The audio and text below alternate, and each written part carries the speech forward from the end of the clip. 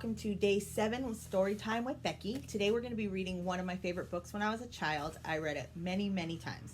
Today we're reading Miss Nelson is Missing, written by Harry Allard and James Marshall.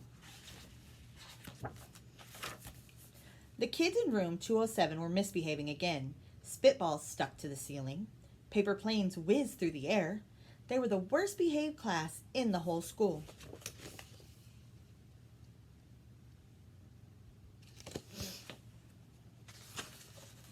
"Now settle down," said Miss Nelson in a sweet voice. But the class would not settle down. They whispered and giggled. They squirmed and made faces.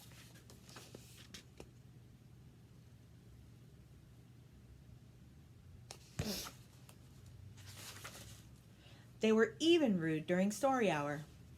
And they always refused to do their lessons. "Something will have to be done," said Miss Nelson.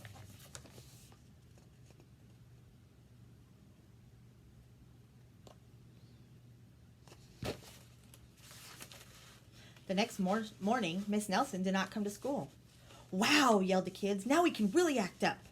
They began to make more spitballs and paper planes. "Today, let's just be terrible," they said.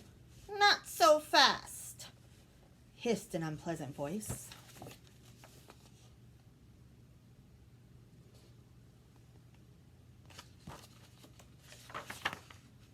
A woman in an ugly black dress stood before them.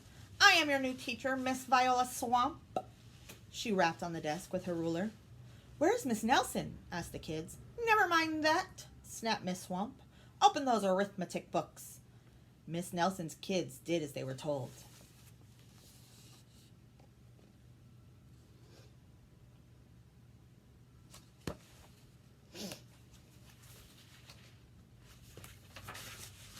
They could see that Miss Swamp was a real witch.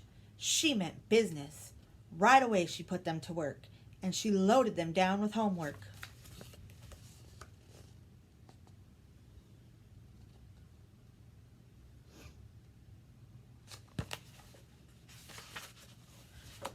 "We'll have no story hour today," said Miss Swamp. "Keep your mouths shut," said Miss Swamp.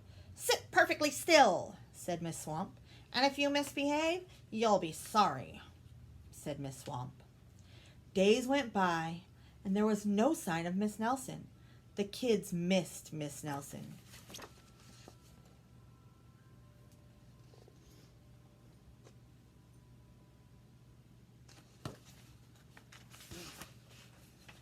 "Maybe we should try to find her," they said. Some of them went to the police. Detective McSmog was assigned to the case. He listened to their story. He scratched his chin. He said. "I think Miss Nelson is missing." Detective McSmog not be much help.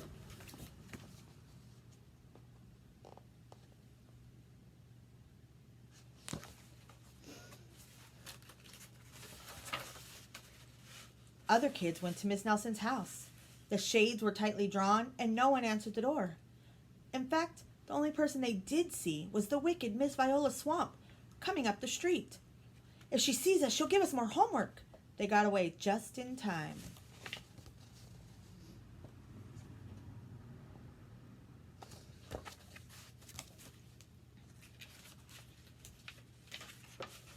"Maybe something terrible happened to Miss Nelson. Maybe she was gobbled up by a shark," said one of the kids, but that didn't seem likely.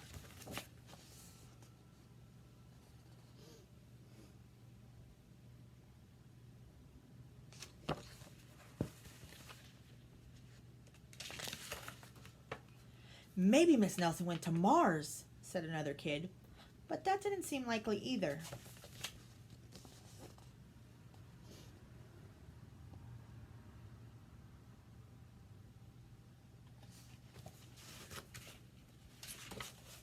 "I know," said one who was a know-it-all.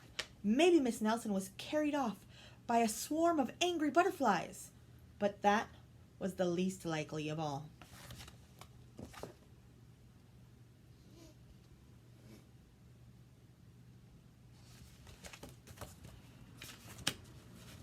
The kids in room 207 became very discouraged. It seemed that Miss Nelson was never coming back. and they would be stuck with Miss Viola Swamp forever. They heard footsteps in the hall. "Here comes the witch," they whispered. "Hello, children," said someone in a sweet voice.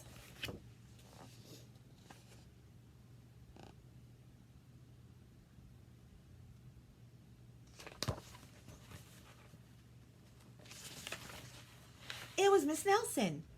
"Did you miss me?" she asked. "We certainly did," cried the kids. "Where were you?" "That's my little secret," said Miss Nelson. "How about story hour?" "Oh, yes," cried the kids. Miss Nelson noticed that during story hour, no one was rude or silly. "What brought about this lovely change?" she asked.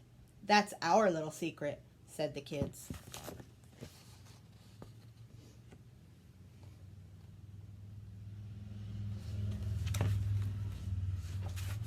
Back home, Miss Nelson took off her coat and hung it in the closet, right next to an ugly black dress. When it was time for bed, she sang a little song. "I'll never tell," she said to herself with a smile.